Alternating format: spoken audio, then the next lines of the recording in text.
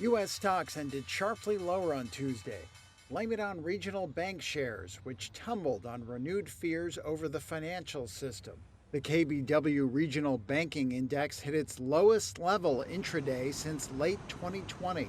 Also, investors digested comments from Treasury Secretary Janet Yellen Monday, who said the federal government could be unable by June 1st to meet all of its payment obligations without legislation to raise Washington's borrowing limit.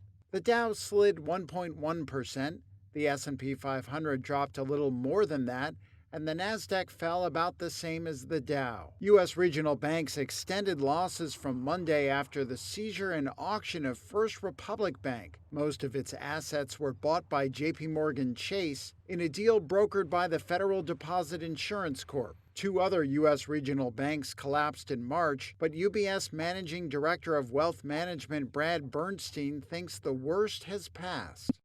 I think there's just skittishness right now today. I mean, tomorrow it could be very different. As we've seen day to day, it's amazing how psychology changes. But today, what we're seeing is just concerns about other, are there other issues out there in the regional banking space?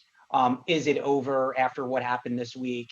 Did that put it to bed, or are there more? And there's just some short-term uncertainty and a lot of concerns there that are warranted, but hopefully, we think that it's not systemic and that probably the worst is behind us from what we've seen, and that it's more contained than I think the markets are behaving today. The Federal Reserve began a two-day meeting with a decision on interest rates due out Wednesday. Investors expect another quarter-point hike and await guidance on whether the central bank is likely to pause from here. One stock outperforming the market was Uber. The ride-hailing company forecast adjusted earnings above estimates after beating expectations in the first quarter. Shares jumped nearly 12%.